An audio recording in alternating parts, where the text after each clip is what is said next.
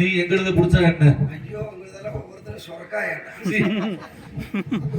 துரைமார்கள் வந்து அவங்க 3 பேர்த்த பிடிக்கணும்னா ஆட்டு பாடத்தோட வராங்க. சரி நான் சும்மா இருப்பேனா அவங்கள பார்த்து நான் பாட ஆரம்பிக்கிறேன். எப்படின்னு? தென்னகத்திலே வெள்ளையன் காலையில் எடுத்து வைத்த பொழுது சரி வெள்ளையனை வெளியேறு என்று சொல்லி வீரம் முழக்கப்பட்டது யார் தெரியுமா? வெள்ளையனை வெளியேற்றினாங்களா இல்லையா? வெளியே வந்ததுக்கு அப்புறம் கேட்கலாம். ஓஹோ வெளியில ஏத்தனாங்களா ஏத்தலையா? வெள்ளைக்காரனை வெளியில போன்னு சொன்னவர். ஓஹோ அப்பேற்பட்ட என் மாமன்னனை இந்த மாட்டு மாமிசம் தின்னக்கூடிய துரைமார்களை பிடிக்க போகிறாங்க அப்படின்னு சொல்லி அவங்கள பார்த்து நான் பாட ஆரம்பிக்கிறேன். சரி இந்த மாட்டுக்கறியே திட்ட பையன கையில லங்கடியல லங்கட மாடு போல சமத்தன கையில லங்கடியல மாட்டுக்கறியே திட்ட வசக்கால மாட்டுலால மாடு போல சமத்தன கையில கறியே திட்ட பையன கையில லங்கடியல லங்கட கழுத போல சமத்தன கையில லங்கடியல கழுத கறியே திட்ட வசக்கால மாட்டுலால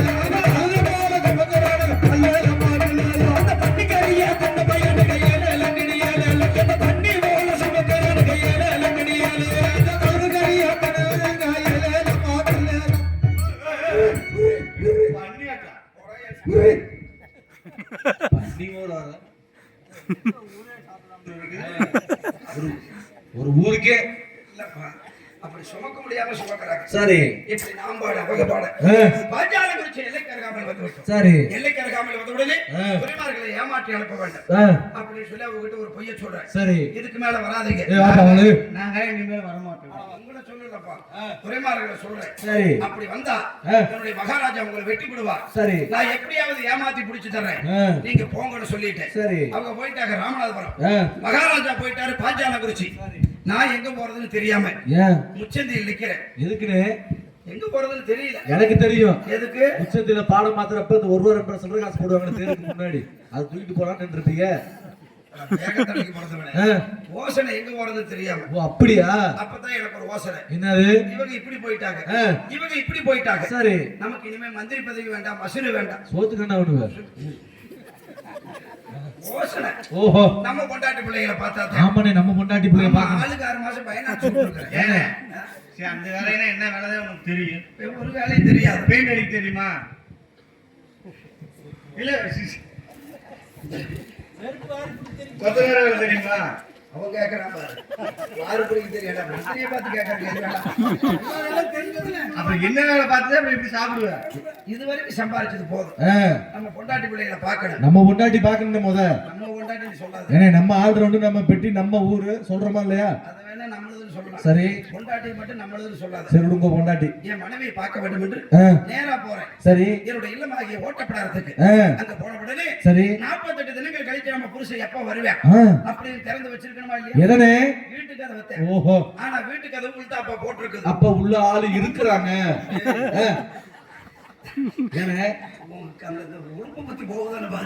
உள்ள தாப்பா போட்டிருந்தா உள்ள ஆளு இருக்கிறாங்கன்னு அர்த்தம். உள்ள தாப்பா போட்டிருந்தா என் மகனும் இருப்பாங்க. உள்ள ஆளு இருக்கிறாங்க அர்த்தம் வேற. அப்படியா? என்னுடைய மனைவியும் என்னுடைய மகனும் இருப்பாங்க, உள்ள இருக்கிறாங்க. தாப்பா போட்டு உள்ள ஆளுங்க இருக்கிறாங்க.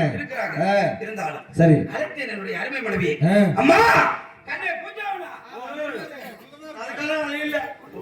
உள்ள கூப்பிடுறேன். அப்ப உள்ள இருந்து சத்தம் வருகிறது. யாரடி என்னை கண்ணை பூங்க வேண்டும் என்று அழைக்கின்றாயே? சரி யாரு என்று கேட்கிறார்.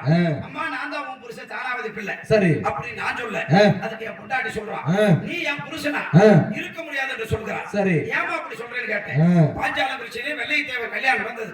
அந்த கல்யாணத்துக்கு நான் போயிருந்தேன். சரி அப்ப ராமநாதபுரம் மீட்டிங் போயிருந்த கப்பலத்துமார்கள் மன்னர்கள் எல்லாமே இருந்தாங்க. உங்களை மட்டும் காணவில்லை. ஓடோடு சென்றேன், மன்னரை சந்தித்தேன், எல்லோரும் வந்து விட்டீர்களே, உங்களுடைய மந்திரி என் புருஷன் தானாவதி பிள்ளை எங்கேன்னு நான் கேட்கிறேன். சரி அதுக்கு மகாராஜா சொல்லியிருக்கிறார், உன்னுடைய கணவனும் ராமநாதபுரம் எழுகூட சர்ச்சையில் நடந்த சண்டையிலே இறந்து விட்டார் என்று சொல்லிவிட்டார்கள். இந்த சண்டாள பாவிகள் செத்து போயிட்டேன்னு சொல்லிருக்காங்க. எல்லாம் ஒண்ணுதான், இறந்துட்டாருமா?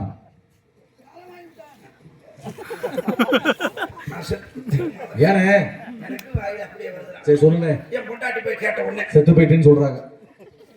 அதுவே அதே சொல்லாத. சரிண்ணே என் பொண்டாட்டி போய் கேட்டோம்ல செத்து போயிட்டேன்னு சொல்றாங்க. புடுங்கிட்டாங்க, இறந்து விட்டதாக சொல்லிவிட்டாங்க.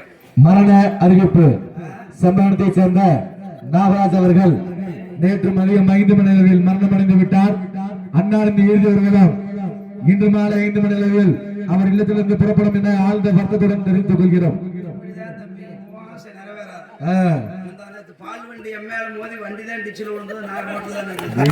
அந்த அளவுக்கு ராசி. எல்லாத்துக்கும் பாம்புக்கு பல்லுதான் விஷம், உனக்கு என்ன புடுக்கலையா? உச்சந்தலையிலிருந்து உள்ளங்கால் வரைக்கும் விஷமடா. அப்படி நான் செத்தால ஏயா வந்து தானாவது போட்டு உங்களை ஆட்டி படைப்பின தவிர அவ்வளவு சீக்கிரம் ஓட மாட்டேன். சரிண்ணே சரிண்ணே. என் பொட்டாட்டி விட்ட சரி, அவங்க தெரியாம சொல்லிட்டாங்க செத்து போயிட்டேன்னு. தம்பி கதையை கேட்கலாம், தெரியாம சொல்லிட்டாங்க செத்து போயிட்டேன்னு. நான் உசுரோட வந்துட்டேன். இன்னும் சாகலையே. நீ வாமா வெளியில கூப்பிட்டேன். என் பொட்டாட்டி திறந்துகிட்டு வர்றா. மாதரச்சோறு திறந்துகிட்டா வந்துச்சுன்னே. வீட்டு கதவை திறந்துட்டு வந்தோன்னு என் மனைவியை பாக்குறேன். சரி. என் பொண்டாட்டி பார்த்தா எப்படி இருக்கிறான்? எப்படின்னு? நான் வைத்த பொட்டு இல்ல. சரி. கை நிறைய போட்டிருக்கிற வளையல் இல்ல. சரி. தலை நிறைய வச்சிருக்கக்கூடிய மல்லிகை பூ இல்ல. சரி. நெத்தியில் இருக்கக்கூடிய குங்கும பொட்டு இல்ல. முகத்தை அலங்கரிக்கக்கூடிய மஞ்சளும் இல்ல. சரி. வண்ண வண்ணமாக முடித்திருப்பாளே ஆடைகளும் இல்ல. சரி. எல்லாத்தையும் அவுத்து போட்டு அம்மன குண்டியா வந்திருக்கும். நீ எல்லாம் விளங்கவே மாட்டேன். ஏனே எல்லாத்தையும் அவுத்து போட்டா அப்புறம் அம்மனமா தானே வரும்.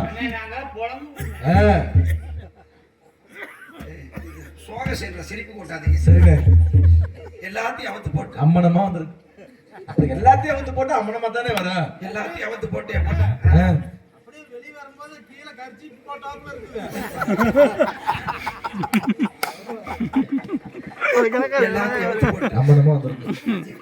என் பொண்டாட்டி அப்படி வரல. அப்புறம் வெள்ளை சேலை கட்டி விதவை கோலத்துல இருக்கிறான். அப்படியே மங்களகரமா வந்திருக்கு. நரசு வரைக்கும் போகணும். வெள்ளை சேலை கட்டிருந்தா அதுக்குதான் நரசு வைக்காத நரசு வேலை இல்ல. அப்புறம் வெள்ளை சேலை கட்டி விதவை கோலத்துல முண்டிச்சு கோலத்துல இருக்க அப்படியே மங்களகரமா ஜொலிக்கும். என் நிலைமை என்னைக்கு உனக்கு வருதோ ஏனே ஏண்டா அது வந்து ஜொலிக்க மாட்டாங்க. அப்புறம் அம்மங்கலி கோலம். ஓஹோ. அதை பார்த்த உடனே என்னால தாங்க முடியல. ஓடோடி சென்றேன். மனைவியை கட்டி அணைத்தேன். சரி. கதறினேன்.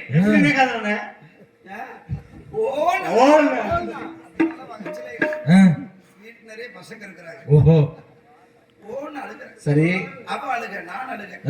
நான் அழுக, அவ அழுக. தண்ணி வந்திருக்குமே. பன்னீர் தண்ணினே வந்துருச்சு. வந்துருச்சா? 48 நாள் அல்ல. ஆமா. என்ன பண்ணீங்க? துண்டு எடுத்து தொடச்சு. தண்ணி இல்லையா? அப்ப அந்த நேரத்துல எப்படிப்பா தண்ணி கிடைக்கும்? அட அசிங்கம் பிடிச்சவங்க.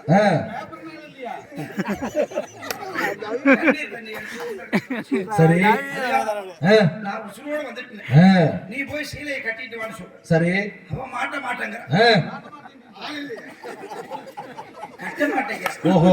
அப்பதான் என் பொண்டாட்டி என்னை தொடாதங்கிற. யாருக்குடா எய்ட்ஸ்? இந்த உடம்பு பார்த்தா அது மாதிரி தெரியலடா. அப்படித்தான் வரும் போல. என் பொண்டாட்டி சொல்றா.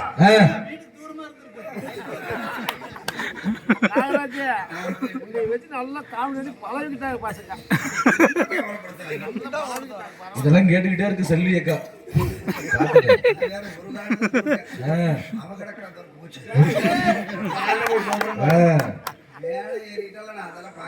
சரி. வாயில வார்த்தைய வாயில விட்டனே. அம்மா சீலை கட்டிட்டு வான்னு சொல்றேன். சரி. என் பொண்டாட்டி முடியாதுன்ட்டா. எப்ப நீங்க உசுரோடு இருக்கிறப்ப சரி என்னை தாலி இருக்க வச்சாங்களோ இதுக்கெல்லாம் காரணம் யாரு? யாரு? அந்த ராமநாதபுரம் சிறைச்சாலையில இருந்து எல்லாத்தையும் சிறைவேட்டு கொண்டு வந்தானே பகதூர் வெள்ளை. ஆமா. இந்த மந்திரி மட்டும் கண்ணுக்கு தெரியலையா? அவனாலதானே எனக்கு இந்த நிலைமை. ஆமா. அவ உசுரோடு இருக்கிறப்ப அவன் பொண்டாட்டி வெள்ளையம்மா தாலி அறுக்கணும். சரி. அறுக்கலைனாலும் நீங்க கூட இருந்து குழி வரிச்சு அறுக்க வைக்கணும். அப்படி செஞ்சாத்தான் என் புருஷன். சரி.